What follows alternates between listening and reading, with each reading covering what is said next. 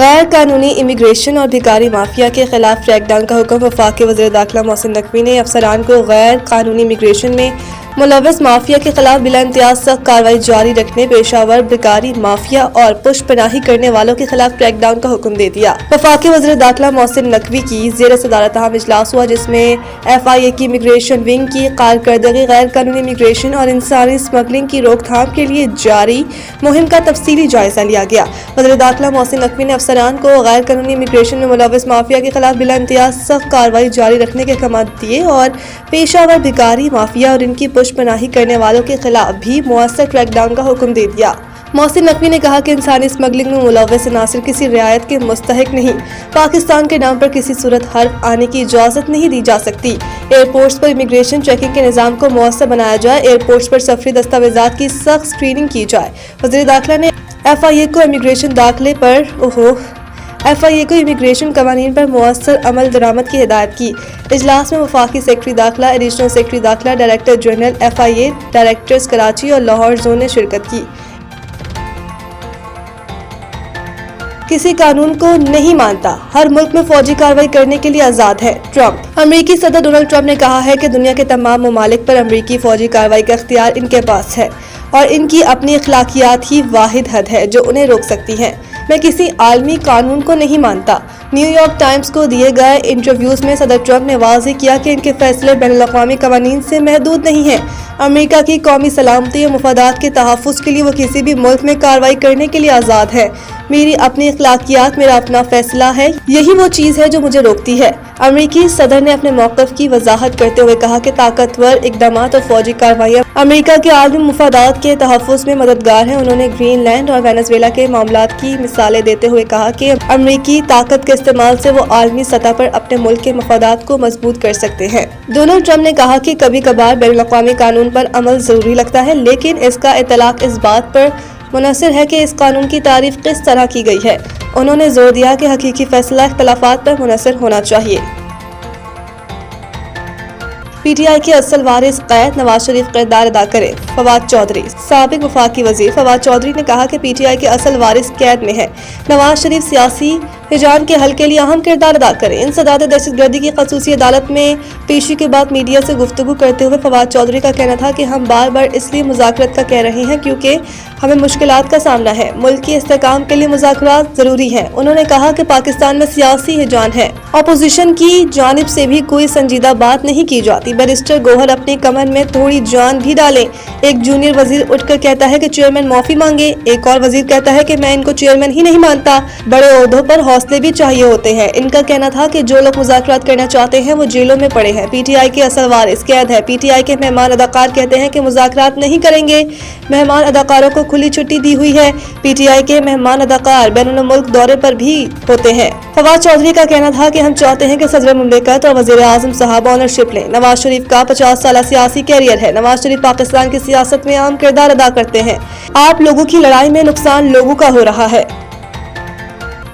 وزیر اعظم کی آئندہ رمضان کے لیے سود مند پیکیج اور سفارشات مرتب کرنے کی ہدایت۔ وزیر اعظم محمد شہباز شریف نے آئندہ رمضان المبارک کے لیے متعلقہ اداروں کو سود مند پیکیج اور سفارشات مرتب کرنے کی ہدایت کر دی۔ وزیر اعظم کی زیر صدارت وفاقی حکومت کے مجوزہ رمضان اور پچھلے سال رمضان پیکیج کی تھرڈ پارٹی ویلیڈیشن پر جائزہ اجلاس ہوا، جس میں تمام متعلقہ اداروں اور وزارتوں کی پچھلے سال رمضان پیکیج کی شفافیت پر مستند آڈٹ ادارے کی طرف سے رپورٹ پر ستائش کی گئی۔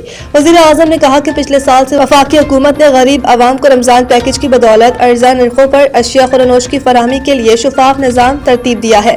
ملک میں کئی دہائیوں سے جاری یوٹیلیٹی سٹورز کے ذریعے مالی باضابطگیوں، بدنظمی اور غریبوں کے استحصال کا رائٹ نظام حکومت نے شفاف نظام میں تبدیل کر دیا۔ انہوں نے خصوصی ہدایت کی کہ تمام متعلقہ ادارے آنے والے رمضان کے لیے پچھلے سال سے بھی زیادہ مؤثر اور سود مند پیکیج اور سفارشات مرتب کریں۔ یوٹیلیٹی سٹورز میں بدعنوانی کی وجہ سے مستحق افراد اپنے حق سے محروم تھے۔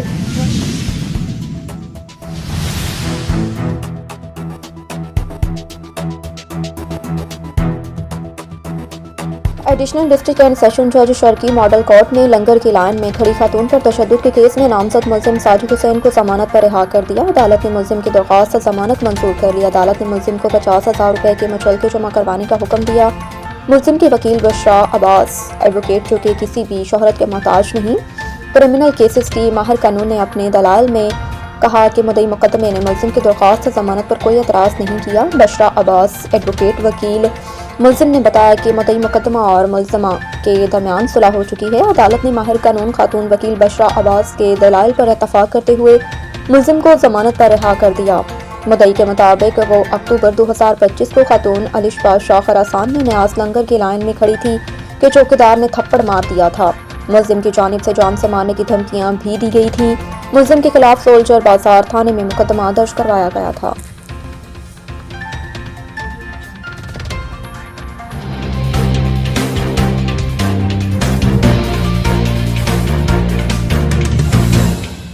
تین روزہ 15ویں جونیئر انڈر 21 قومی اسنوکر چیمپئن شپ کا آغاز جہانگیر خان اسپورٹس کمپلیکس کراچی میں ہو گیا۔ پاکستان بلیڈرز اینڈ اسنوکر ایسوسی ایشن کے اعزازی سیکرٹری نوید کپاڈیا نے نمائندہ نیوز 92 امتیاز نارنجا کو بتایا کہ چیمپئن شپ میں ملک بھر سے 16 کھلاڑیوں نے حصہ لیا اور ان کھلاڑیوں کو 4 گروپس میں تقسیم کیا۔ ہر گروپ میں 2 کھلاڑی کوارٹر فائنل کے لیے کوالیفائی کریں گے۔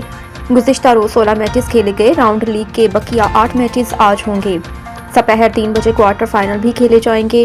پہلے دن کے نتائج کے مطابق ایم عادل نے ریحان علی کو 3-0، ایم عاقب نے شیخ ایم مزمل کو 3-1، محسن کمال نے ایس زین زیدی کو 3-1، علی رضا نے عبید اللہ جان کو 3-2، ایم فرحان نے ملک مزمل کو 3-0، برجیز خان نے دھریش کمار کو 3-1، جہانزیب جہانگیر نے ایان علی کو 3-1، شاہزیب رفیق نے الیان سمین 3-1، ریحان علی نے ایم عاقب کو 3-1، شیخ ایم مزمل نے ایم عادل کو 3-0، محسن کمال نے عبید اللہ جان کو 3-2، علی رضا نے ایس زین زیدی کو 3-2، دھیرج کمار نے ملک مزمل کو 3-2، ایم فرحان نے برجیز خان 3-0، شاہزیب رفیق نے جہانزیب جہانگیر کو 3-2 اور ایان علی نے الیان سمین کو 3-1 سے شکست دے دی۔